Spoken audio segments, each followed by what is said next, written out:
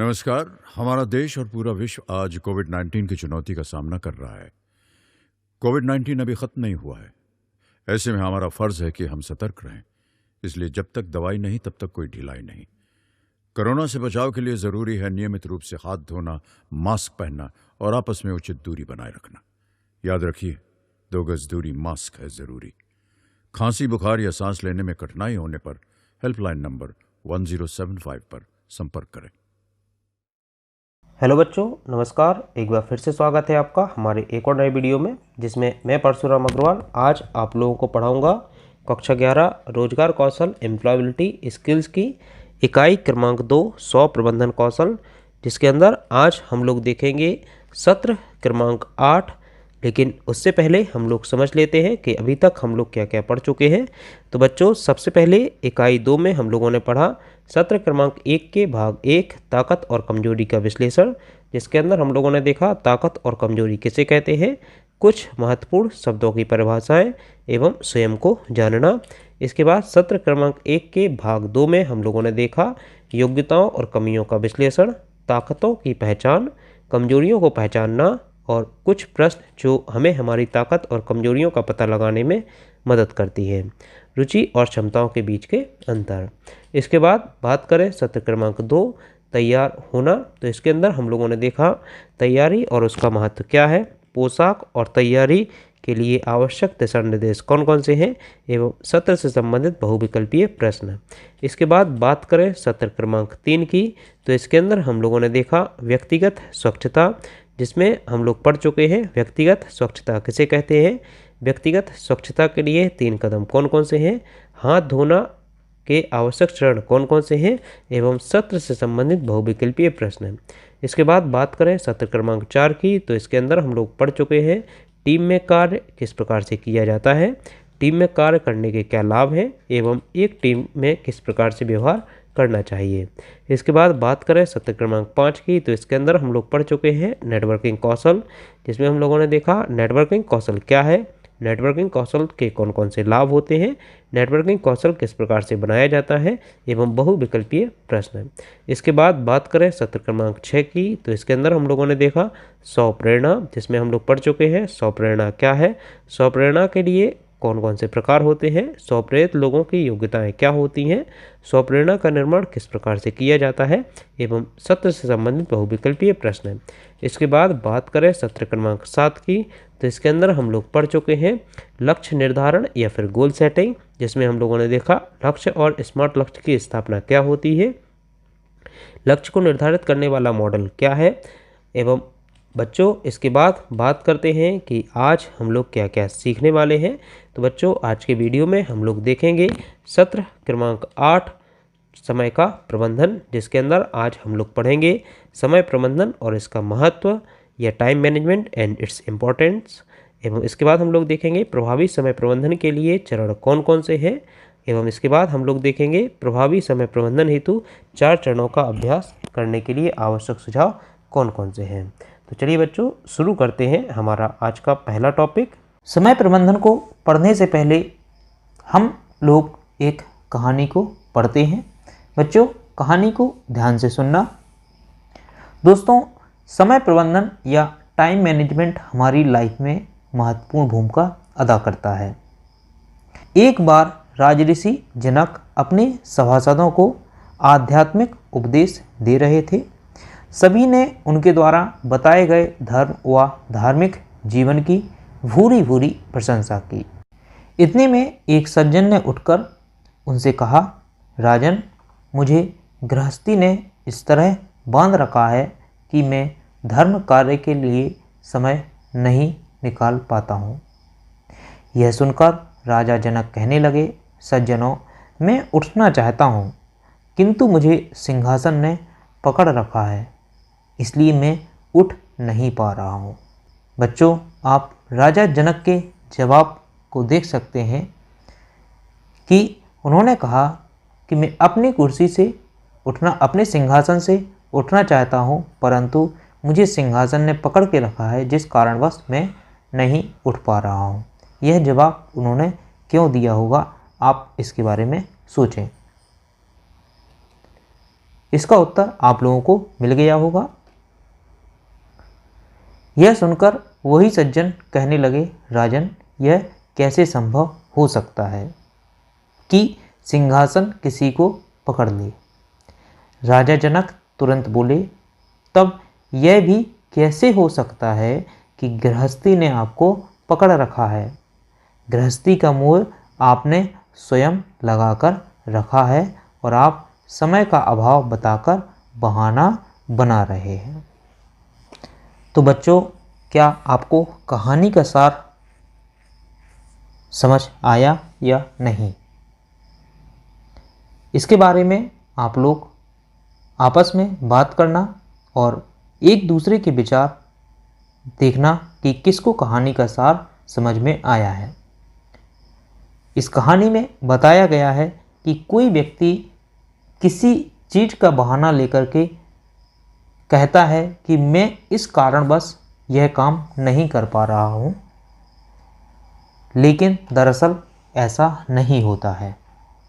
हम बहाना तो बना सकते हैं लेकिन अपने काम से नहीं भाग सकते। दोस्तों, समय के अभाव की बात आज एक कॉमन हो गई है। जिनसे मिलो वे अरे वक्त कहाँ है, मुझे फुर्सत नहीं है आदि का राग अलापते रहते हैं, लेकिन फिर भी उनमें से अधिकांश का काम समय पर नहीं हो पाता है। हालांकि अनेक लोगों के जुबान से टाइम मैनेजमेंट करो डायलॉग सुनने को मिलता है, पर वे भी किसी जगह निश्चित समय पर पहुंचने से ना जाने कैसे चूक जाते हैं। बच्चों, कई सारे लोग ऐसा कहते हैं, अपने टाइम को मैनेज करो, अपने टाइम को मैनेज करो, लेकिन ऐसे लोग जो कि इस प्रकार से डायलॉग देते हैं वह भी अपने समय को मैनेज नहीं करते और वह अक्सर लेट हो जाते हैं। इसका मुख्य कारण है कि समय का प्रबंधन करना हमारी आदत में नहीं है। हमारे अंदर इतना सामर्थ्य तो रहता ही है कि हम अपने क्रियाकलापों को बदल सकें और अपने चरित्र में परिवर्तन ला सकें। आवश्यकता है एक ही सोच की और उस सोच की दिशा में कार्य करने की, आदत डालने की। अतः टाइम मैनेजमेंट को इफ़ेक्टिव बनाने के लिए पहला स्टेप यह है कि हम उसे अपनी आदत में डालें। बच्चों, यदि हम टाइम मैनेज करना चाहते हैं तो इसे हमें स्पेसिफिक काम की तरह नहीं लेना चाहिए, इसे हमें अपनी आदत बनानी चाहिए। जब यह हमारी आदत में आ जाएगा, हम सभी चीज़ों को टाइम पर करने लगेंगे, तो कभी भी हमें इसे अलग से करने की आवश्यकता नहीं होगी। अतः आप सभी बच्चे आज से यह संकल्प लें कि कभी भी आप अपना काम कल के लिए नहीं छोड़ेंगे। आप अपने काम को समय से पूरा करेंगे, चाहे आप जिस प्रकार का काम कर रहे हों, लेकिन अपने काम को समय पर पूरा करना सीखें एवं अन्य बच्चों को भी यह चीज़ ज़रूर बताएं। इसके बाद बात करते हैं समय प्रबंधन और इसके महत्व के बारे में। समीर बहुत ही आलसी लड़का था और हमेशा चीज़ों को स्थगित कर देता था। उनके पिता ने उन्हें समय के मूल्य को समझने की कोशिश की। समीर ने अपने पिता से वादा किया कि वह अपने कार्यों को कभी स्थगित नहीं करेगा। एक दिन उसने एक गायन प्रतियोगिता में पहला पुरस्कार जीता। उसी दिन उस पुरस्कार प्राप्त करने के लिए कहा गया था। उसने परवाह नहीं की और अगले दिन पुरस्कार लेने गया, लेकिन पुरस्कार अब उसके लिए बेकार था क्योंकि वह पिछले दिन के सर्कस शो का टिकट था। उस दिन समीर ने एक महत्वपूर्ण सबक सीखा। क्या सबक सीखा? समय पर चीज़ों को करने का महत्व। बच्चों, आपने यह कहानी पढ़ी एवं साथ में आपने जाना कि समय का क्या महत्व है। बच्चों, जैसा कि हम लोगों ने यहाँ पर पढ़ा कि समीर ने एक खेल प्रतियोगिता में हिस्सा लिया था जिसमें उसे पुरस्कार प्राप्त हुआ था और उस पुरस्कार को और उस पुरस्कार के लिए उसे बुलाया गया था, परंतु वह उस दिन ना जाकर अगले दिन पुरस्कार लेने के लिए गया और उसने देखा कि पुरस्कार में उसको एक सर्कस के शो का टिकट मिला था, जो कि जीते गए दिन का ही टिकट था। परंतु अब वह टिकट बेकार हो चुका था, क्योंकि वह पुरस्कार लेने के लिए अगले दिन गया था। तो इस प्रकार से उस दिन समीर ने एक सीख ली कि यदि मैं उसी दिन अपने पुरस्कार को ले लेता तो मैं सर्कस को देख पाता। तो इस प्रकार से हमें अपने समय के महत्व को समझना चाहिए। इसके बाद बात करते हैं समय प्रबंधन योजना बनाने और नियंत्रित करने की क्षमता है कि आप अपने दिन के समय को अच्छी तरह से कैसे बिताते हैं और वह सब करना चाहते हैं जो आप करना चाहते हैं। अच्छे समय प्रबंधन कौशल का एक उदाहरण तब होगा जब आप स्कूल के तुरंत बाद अपना होमवर्क पूरा करने का निर्णय लेंगे, ताकि आपके पास शाम को टीवी देखने का समय हो। बच्चों, यदि हम समय प्रबंधन कौशल में माहिर होना चाहते हैं तो इसके लिए हमें सबसे पहले तो अपने सारे काम को समय पर पूरा करना होगा, ताकि खाली समय में हम दूसरे काम भी देख सकें।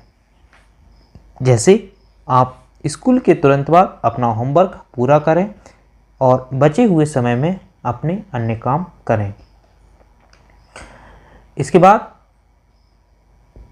बात करते हैं समय प्रबंधन के उदाहरण और गैर उदाहरण के बारे में। सबसे पहला आता है उदाहरण। यहाँ आप देख सकते हैं तस्वीर में एक लड़की है जिसका नाम है समीरा। समीरा हमेशा स्कूल में समय की पाबंद है। उसका एक नियमित शेड्यूल है जिसका वह रोज़ाना पालन करती है। वह पहले से ही अध्ययन और खेलने के लिए योजना बनाती है। बच्चों, समीरा अपने समय की पाबंद है और वह नियमित रूप से स्कूल जाती है, नियमित रूप से अपना काम करती है एवं सभी काम एक शेड्यूल में होते हैं और वह उस शेड्यूल को नियमित रूप से फॉलो करती है। उसी के जगह एक दूसरी बच्ची है जिसका नाम है निशा, जैसे कि आप एक पिक्चर में देख सकते हैं। निशा आमतौर पर काम करने के लिए देरी से पहुंचती है और समय पर अपने असाइनमेंट जमा नहीं करती है। वह कभी कभी कुछ गतिविधियों को भी छोड़ देती है और सौंपे गए मुख्य कार्य भी भूल जाती है। तो बच्चों, आपने दोनों लड़कियों के बीच में अंतर को देखा। एक लड़की जो कि अपने काम को समय पर पूरा करती है, उसका एक शेड्यूल है, जिस शेड्यूल को फॉलो करके वह अपने काम को भी ख़त्म कर लेती है, साथ साथ में अपने बचे हुए समय में अन्य कामों को भी पूरा करती है। उसी की जगह एक दूसरी लड़की है जिसका नाम है निशा।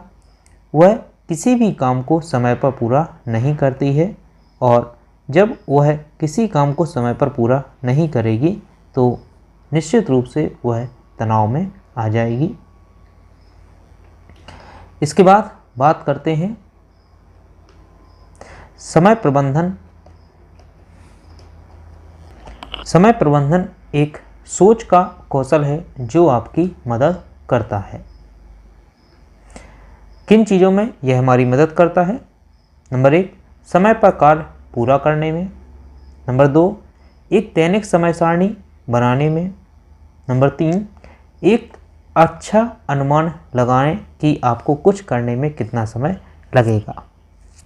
नंबर 4, समय पर होमवर्क और असाइनमेंट जमा करने में।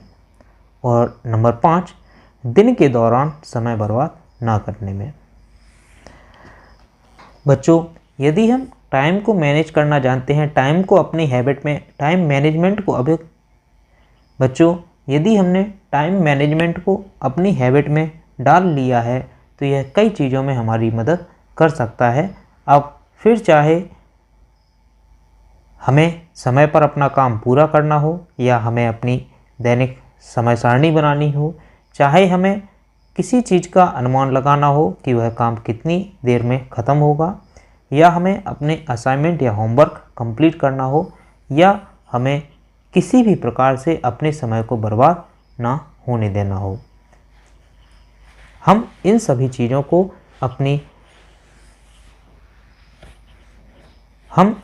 चीज़ों को समय प्रबंधन को अपने हैबिट में डाल के कर सकते हैं।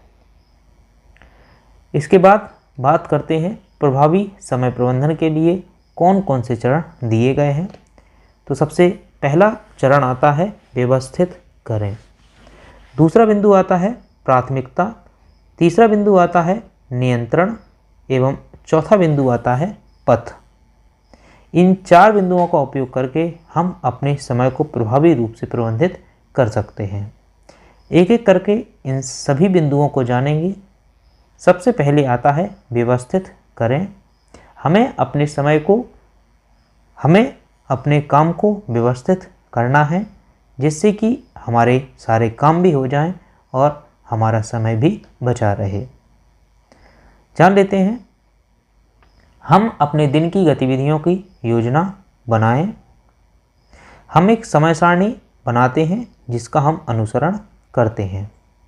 बच्चों, यदि हम कुछ काम कर रहे हैं तो उसके लिए हमें एक समय सारणी बनानी चाहिए कि यह काम कितनी देर में ख़त्म हो जाएगा एवं अगले काम को हम कब शुरू करेंगे। हम अपने आसपास और अध्ययन की मेज को साफ और गंदगी मुक्त रखते हैं। यह हमारी व्यवस्था है कि हम अपने आसपास और अपनी सारी वस्तुओं को साफ एवं सुथरा रखते हैं। हम चीज़ों को वापस वहीं रखते हैं जहां से उन्हें उठाया है।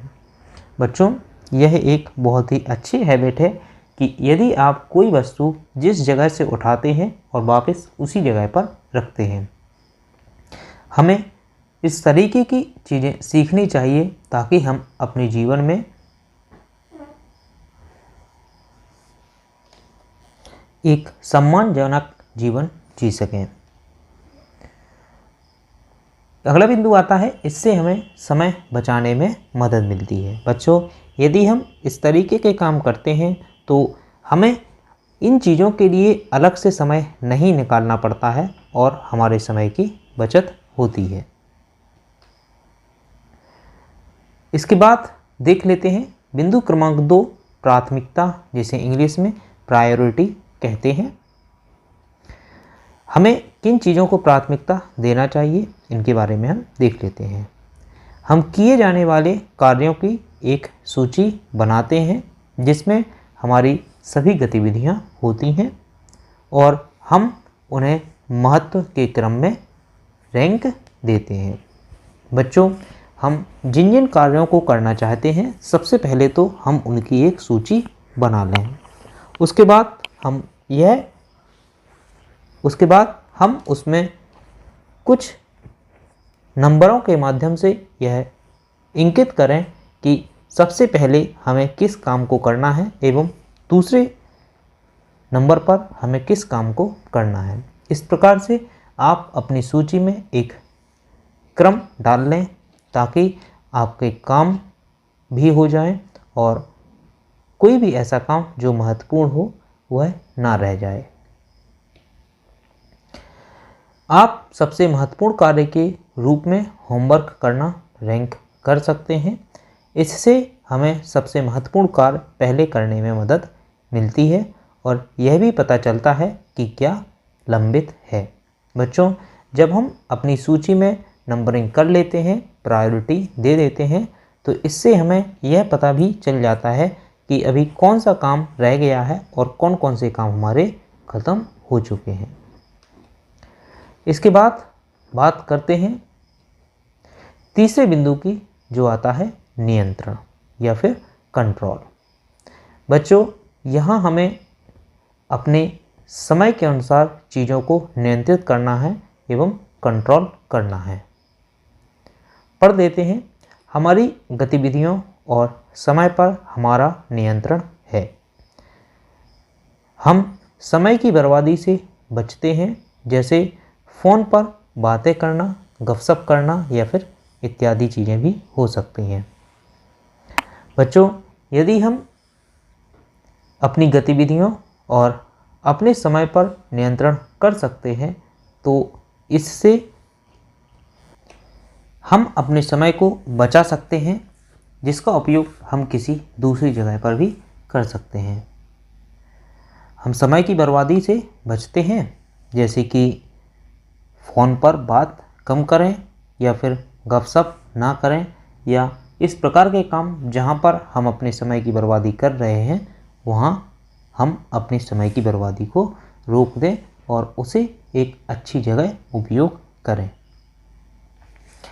इसके बाद बात करते हैं बिंदु क्रमांक 4, पथ। बच्चों, हम जहाँ खड़े हैं हमें पता होना चाहिए कि हम किस रास्ते जाना चाहते हैं एवं किस लक्ष्य को प्राप्त करना चाहते हैं। बात करते हैं, हम इसे पहचानते हैं और ध्यान देते हैं कि हमने अपना समय कहाँ बिताया है या फिर बिताना है। बच्चों, सबसे पहले तो हम यह पता करेंगे एवं ध्यान देंगे कि हमें अपना समय कहाँ पर देना है, किन चीज़ों में हमें अपने समय को देने की आवश्यकता है। यह हमें समयबद्ध गतिविधियों की पहचान करने में भी मदद करता है। बच्चों, यदि हम एक सही पथ पर, सही रास्ते पर जा रहे हैं तो इसके माध्यम से हम अपनी गतिविधियों की पहचान कर सकते हैं, हम अपने समय को बचा सकते हैं। इससे हमें यह पता लगाने में मदद मिलेगी कि हमने अपने समय का प्रभावी ढंग से उपयोग किया है या फिर नहीं किया है। बच्चों, यदि हम एक लक्ष्य की ओर आगे बढ़ रहे हैं, किसी पथ के माध्यम से एक लक्ष्य की ओर आगे बढ़ रहे हैं, तो इससे हमें यह भी पता चल जाता है कि हम एक प्रभावी समय प्रबंधन का उपयोग कर रहे हैं या फिर नहीं कर रहे हैं। इसके बाद बात करते हैं समय प्रबंधन हेतु 4 चरणों के अभ्यास करने के लिए सुझाव। बच्चों, यहाँ अभी हम जिन 4 चरणों को पढ़ चुके हैं उसको प्रबंधित करने के लिए हमें कुछ सुझाव दिए गए हैं कि किस प्रकार से हम उन्हें प्रबंधित या फिर मैनेज कर सकते हैं। तो आइए जानते हैं। किसी भी नियोजित गतिविधि में देरी या स्थगित करने से बचें। बच्चों, यदि हमने कोई योजना बना ली है, किसी काम करने की योजना बना ली है, तो अब हमें उसे किसी भी प्रकार की देरी नहीं करनी चाहिए या उसे स्थगित नहीं करना चाहिए। दूसरा बिंदु आता है अपने कमरे और स्कूल डेस्क को व्यवस्थित करें। यदि हम अपने कमरे को और स्कूल डेस्क को व्यवस्थित करते हैं तो इससे भी हम अपने समय को बचा सकते हैं, क्योंकि हमें व्यवस्था करने में अतिरिक्त समय नहीं देना पड़ेगा। नो डिस्टरबेंस जोन विकसित करें जहां आप महत्वपूर्ण कार्यों को पूरा कर सकें। बच्चों, यदि हम नो डिस्टरबेंस जोन, जहां पर कोई भी व्यक्ति हमें डिस्टर्ब ना कर सके, इस प्रकार के एरिया विकसित करते हैं तो हम अपने महत्वपूर्ण कार्यों को करते समय किसी अन्य व्यक्ति के अनचाहे आने से बच सकते हैं और जिससे हमारा समय एवं हमारी ऊर्जा भी बच सकती है। अगला बिंदु आता है प्रतीक्षारत समय का सदुपयोग करें। अगला बिंदु आता है एक टू डू या करने योग्य कामों की सूची तैयार करें। बच्चों, हमें एक ऐसी सूची तैयार करनी चाहिए जिसको हम करना चाहते हैं। प्राथमिकता तय करें। बच्चों, हम जिस सूची को बना रहे हैं उस सूची को उस सूची के कामों को प्राथमिकता दें एवं यह तय करें कि हमें कौन सा काम कब करना है। अगला बिंदु आता है व्यर्थ गतिविधियों की जगह उत्पादक गतिविधियां करें। यदि हम कुछ ऐसी गतिविधियां जो कि हमारे समय को बर्बाद कर रही हैं, उन गतिविधियों को छोड़कर हमें इस प्रकार की गतिविधियां करनी चाहिए जिसमें कि हम कुछ नया सीख सकें या फिर हमें अपने जीवन में आगे बढ़ने में सहायता मिल सके। बच्चों, इसके बाद हम देख लेते हैं आज हम लोगों ने क्या क्या सीखा है। सबसे पहले आज हम लोगों ने देखा कि समय प्रबंधन का महत्व क्या है। इसके बाद आज हम लोगों ने पढ़ा प्रभावी ढंग से समय के प्रबंधन के लिए कौन कौन से चरण हैं। इसके बाद हम लोगों ने देखा एक दिन में प्राथमिकता के क्रम में करने वाली आवश्यक विभिन्न गतिविधियां। इसके अंदर हमें उस सूची के बारे में बताना है जिसमें हमने किसी सूची को प्राथमिकता दी थी या फिर एक क्रम दिया था कि हमें कौन सी गतिविधि कब करनी है। इसके बाद बात करते हैं आज के अभ्यास कार्य की। बच्चों, आज का अभ्यास कार्य है समय प्रबंधन क्या है और अपने समय का प्रबंधन कैसे कर सकते हैं। इस प्रश्न का उत्तर आपको अपनी कॉपी में लिखना है एवं बताना है कि समय प्रबंधन क्या है और आप किस प्रकार से अपने समय को प्रबंधित कर सकते हैं। इसको आपको अपने शब्दों में लिखना है। चलिए बच्चों, आज की क्लास में बस इतना ही। कल फिर से आपसे मुलाकात होगी एक और नए वीडियो में, जिसमें मैं आप लोगों को पढ़ाऊंगा इकाई 3 सूचना और संचार प्रौद्योगिकी कौशल। तब तक के लिए नमस्कार, धन्यवाद। किशोर अवस्था संबंधित समस्याओं के परामर्श हेतु समर्पित उमंग किशोर हेल्पलाइन के टोल फ्री नंबर 144225 पर संपर्क